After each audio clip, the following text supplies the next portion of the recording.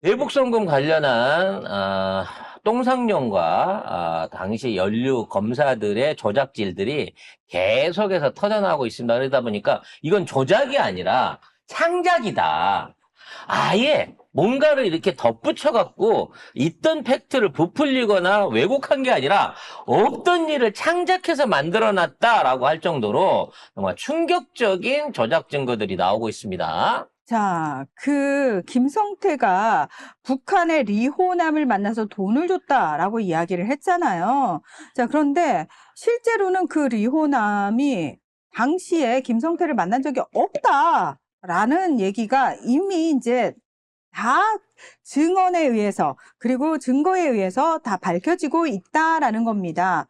자, 일단 봉지욱 기자가 리오남 본인이 만약 그때 필리핀에서 돈을 받았다면 지금 이 자리에 없다라고 말한 인터뷰 녹취와 최근 사진을 근거로 제시를 했고요. 자, 그리고 그 KH그룹의 배상윤 회장의 확인서도 나왔습니다. 해외에 지금 체류 중인데요. 쌍방울과 KH의 대북 사업은 사업상 목적이었을 뿐 이재명 지사나 경기도와는 전혀 무관하다는 확인서를 보냈다라는 겁니다. 이분이 실제적인 그 쌍방울 김성태하고 동업자고요. 그렇죠. 쌍방울 주가 조작을 비롯해서 KH 그 관련된 주가 조작에 있어서 실질적으로 돈을 움직였던 국내 실행책 같은 사람인 겁니다. 태국인가 어디 동남아에서 김성태 사진 찍혔을 때 그 옆에 있던 사람인가? 그래도 이 사람도 안 들어오고 있다가 검찰이 들어와라 우리가 잘해줄게 라는 회유를 받고 잘해준다 하면 뭘 의미하나요? 안 잡아놓고 풀어줄게 라고 하는 회유를 받고 들어와갖고 날 왜 특별히 풀어주려고요? 그러니까 결론적으로 말하면 네가 필요하니까 너의 증언이 필요하니까 너와 관련된 주가 조작이라든지 뭐 횡령이라든지 이런 혐의들을 다 덮어줄게라고 하는 일종의 신분 보장을 받고 들어와서 거짓 증언을 했었던 사람인 거야. 그러니까 거짓 증언을 하라고 의뢰를 받은 사람인 그렇죠. 거잖아요. 그래서 본인이 변호인이나 주변 사람들한테 얘기할 때도 내가 살겠다고 증언을 하면 나는 살겠지만 이재명은 죽는다. 이재명 지사 죽는다. 이런 얘기를 했다는 것 자체는 무슨 내용으로 진술을 해야 될지 무슨 내용을 사전에 고지받았는지를 볼 수 있는 내용인 거야. 그렇죠. 그리고 가장 중요한 게 리오남을 만난 적이 없대잖아, 김성태가. 근데 그걸 갖다가 필리핀에 와갖고 돈을 받아갔다고 뿌득뿌득 우기고 있어요. 아직도 김성태 밑에 있는 똘마니는 내가 봤다니까요 라고 우기고 있는데 그때 당시에 리오남이 중국의 북경에서 실질적으로 체류를 하고 있었고 동기간 내 그 얘기도 있어요. 북경에 있는다고 하지만 미립국 여권을 가지고 몰래 들어갈 수 있다, 신분을 바꿔서. 이거는 중국이나 그 필리핀의 그 여권 통과, 그러니까 일종의 여권 조작을 막아낼 수 없다라고 하는 얘기나 똑같은 건데. 근데 중국은 2018년부터 지문과 안면 인식을 전면 시행해서 리호남이 위조 여권으로 출입국하기는 사실상 불가능합니다. 그거 모르세요? 중국은요, 사람들이 길만 건너도 그 사람, 그 카메라로 다 공안들이 보고 있는데 누군지 다 떠요. 얼굴 이렇게 네모로 뜨면서 이 사람이 누군지 쫙쫙쫙쫙.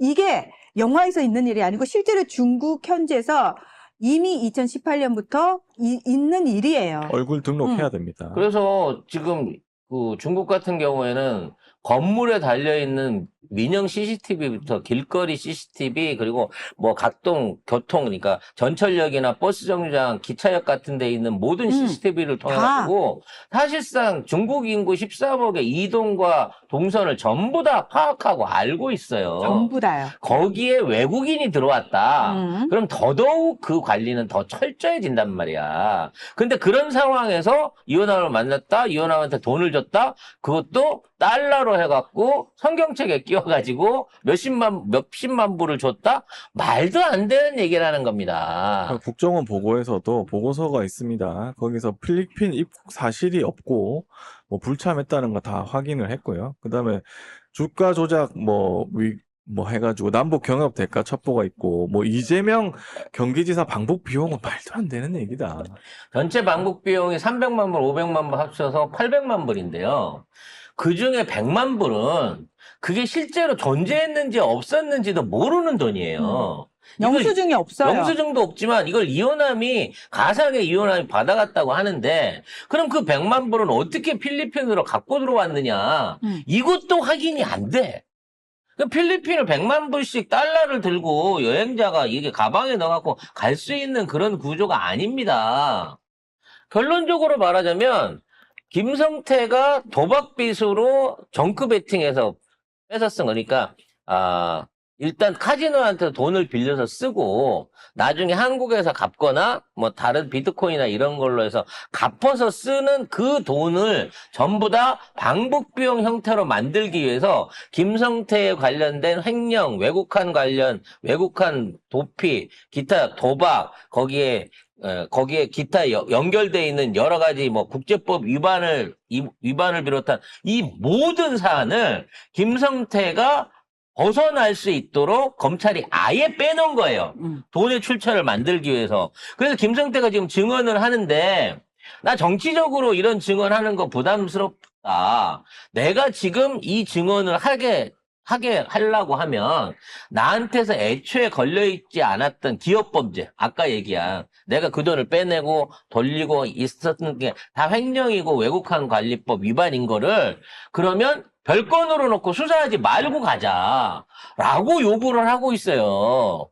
즉 지가 지은 죄를 검찰이 빼준 거를 자기가 증언하게 되면 내가 그거 실제적으로 범죄 저지른 거 인정하는 거 되는 꼴 아니냐. 그러니까 내 증언을 듣고 싶으면 예전에 내가 돈 빼갖고 돌리고 도박한 거에 대해서는 건들지 말아줘야 증언을 하겠다. 이러고 버티고 있다는 거지, 김성태도. 이것도 개양아친 거예요, 하는 짓은. 주가 조작이 있어요. 주가 조작 주가 때문에도 사실은 김성태하고 방용철은 그거를 빼기 위해서라도 지금 그거 아니다 라고 말을 못 하는 거야, 지금.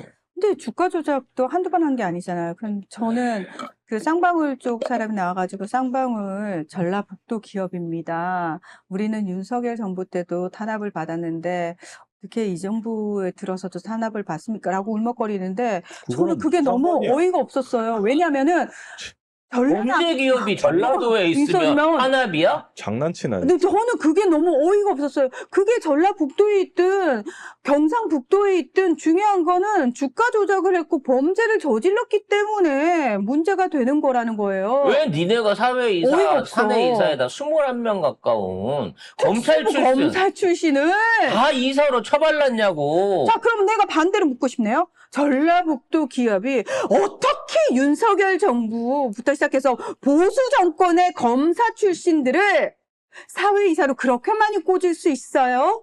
어떻게요? 그리고 이재명 대통령은 이렇게 범죄자를 만들려고 어떻게 그렇게 다 같이 입을 맞춰서 조작을 할 수가 있어? 전라북도 기업이 어떻게 그럴 수 있어요? 아, 진짜네. 어이가 없어서. 하여튼 걔네들도 그 시나리오는 지금 검찰이 써줬을 겁니다. 그런 식으로 해갖고 이거를 정치적으로 몰고 가고 있다. 이거는 그냥 개인의 어떤 사범죄가 아닌 정치적인 차원에서 이 실제로 사건이 되고 있다라고 그 뉘앙스를 만들고 싶은 거야. 검찰이 주가 조작 자료도 확보 안 하고 허위 공시 혐의로만 적용을 해가지고 싼 티켓으로 끊어줬잖아. 이 검찰부터 진짜. 시작해서 전부 다 한 통속이야. 국민이 이제 검찰의 조작 수사나 수사 기법을 이제 다 알겠어. 애들도 가서 검사시키면 하겠어, 그렇게. 근데 이게 대한민국 헌법이 있는 법치주의 국가에서 이런 짓이 가능하다. 그리고 이게 아주 만연하게 그동안 이루어져 왔다는 차원에서 도대체 검사나 판사라고 하는 것들은 법을 지키기 위해서 있는 것들인지 법을 위반하기 위해서 있는 것들인지 모르겠어요. 법비라고 하잖아요. 법을 이용해가지고 어떻게 더 교묘하게 돈을 잘 벌 것인가, 어떻게 내 사익 추구에 이용할 것이냐. 왜? 난 법비니까, 법 전문가니까. 쓰레기들. 차라리 그래서- 법 모르고 죄 안 짓고 사는 일반 시민들이 훨씬 더 정의로워. 그래서 이와 관련된 사건은 공소시효 없이 무슨 검찰 조직 자체에 조작 수사이고 인권에 대한 침해입니다. 없는 죄를 그렇죠. 법으로 만들어내갖고 한 정치인의 정치 생명을 끊으려고 했고 또 이러한 시도를 한두 가지가 아닌 뭐 대장동도 앞으로 나올 것이고 여러 가지 사건 안에서 전부 다 똑같은 방식으로 시도를 해갖고 어떻게든 올가매려고 틀을 짰어요. 그러다 보니까 늘 거기에 어미준, 강백신 뭐 이런 그 특수부의 이른바 상위 검사들이 이재명 대통령 관련된 고소 고발 사건에 다 들어가 있습니다. 주인 검사로. 근데 그 전문가들이 지금까지 누구도 그들 손에 걸려가지고 이제 잡혀가거나 구속이 되지 않은 사람이 없다고 하는 걔네들이 4번을 시도해갖고 다 실패한 게 이재명 대통령이라는 거죠. 그러면 이재명 대통령이 도대체 얼마나 거기에 대한 준비와 대비 그리고 반대 증거와 논리들을 다 준비해놓고 싸웠겠느냐라는 부분인 거고요. 결론적으로 그럼에도 불구하고 판사 새끼들이 협조를 해가지고 뭐 조의대 하는 식으로 해갖고 덮어 씌워서 끝내버리려고 했을 때 일부 판사들이 제대로 된 판결을 내려갖고 2번에 걸쳐서 이재명 대통령의 정치 생명을 구했단 말이에요. 경기도 때 선거법에서 한 번 그러고 이번에도 대통령 선거 직전에도 한 번 구하고 파기환송심 나왔던 그것처럼 그래서 우리도 이재명 대통령을 지킬 수 있었고 지금 이재명 대통령이 잘하고 있는 게 진짜 국운이고 천운이 아니냐라는 생각도 해봅니다.